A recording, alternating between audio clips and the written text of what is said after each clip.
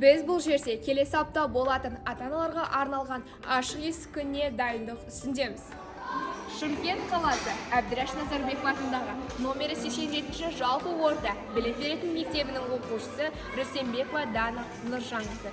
Мен репортормын. Бұл бізде республикалық байқау, біздің мектеп парламенті осыған өз жобасын таныстырады. Менің елім бір мектеп. Осындай парламенттік жұмыстар қолға алынып жасалып жатыр. Ендеше біз номері 2-ші Абай алаңына кеттік. Біздің мектебіміздің әрбір бұрышы оқушы үшін ыңғайлы.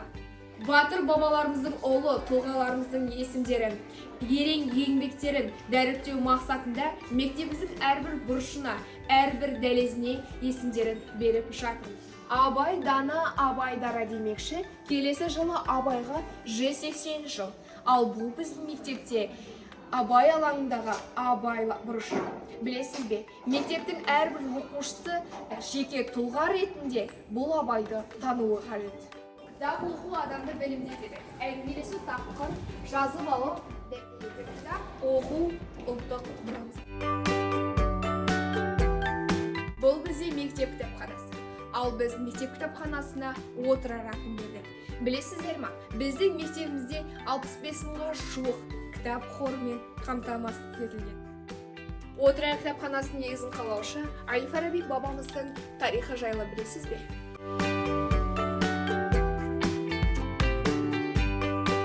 Бұл ғимарат дәлізін Әл-Фараби атындағы ғимарат дәлізі деп атаймыз. Біз тек қана қазақ халқының ұлы тұлғалары мен батырларын дәріптеп қана қоймай, қазіргі таңда 14 жасында шахматтан әлемді мойындатқан Жәзира әпкеміздің атына арналған шахмат алаңы.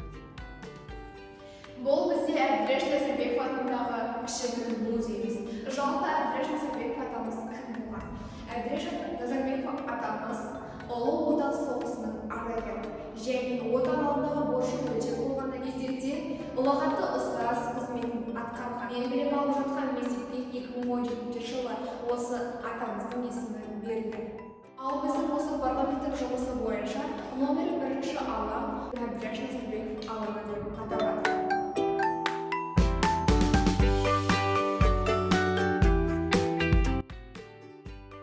Мектеп спорт залы. Ал біз мектеп спорт залына Қажымұқан атамыздың есімін бердік.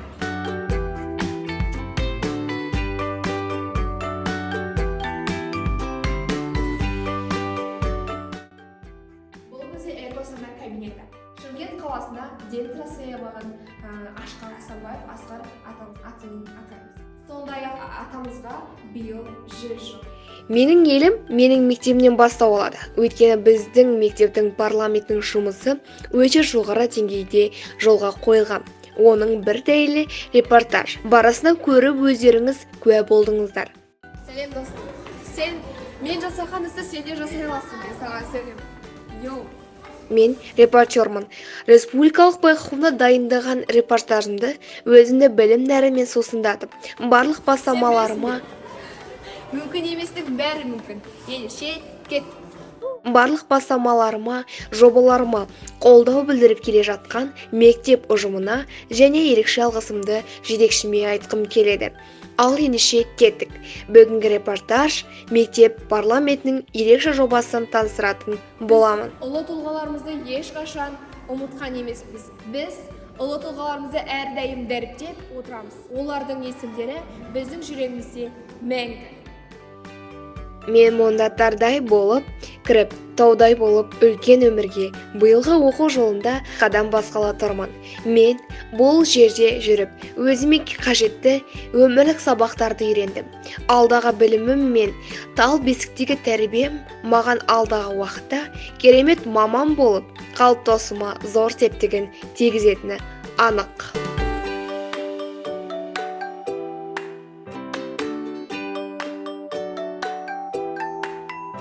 Бұл репортаж Тәуелсіздік күні мерекесіне орай дайындаған 87 News арнасына арнайы Қазақстан Республикасының оқу ағарту министрлігінің жанындағы қосымша білім беру оқу салалық орталығының ұйымдастыруымен өткізіліп жатқан «Мен репортερμын» байқауы үшін.